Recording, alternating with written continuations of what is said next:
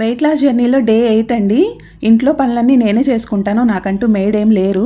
But అయినా కానీ physical exercise కొంతన్నా ఉండాలని చెప్పి వాకింగ్ అయితే చేస్తాను.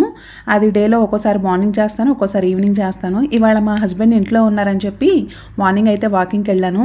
ఎంత ఇంట్లో పనులు మనం చేసుకున్నా కొంచెం వాకింగ్ కానీ అదర్ ఎక్సర్సైజ్ కానీ ఉంటే మంచిది కదా వెయిట్ లాస్ జర్నీలో.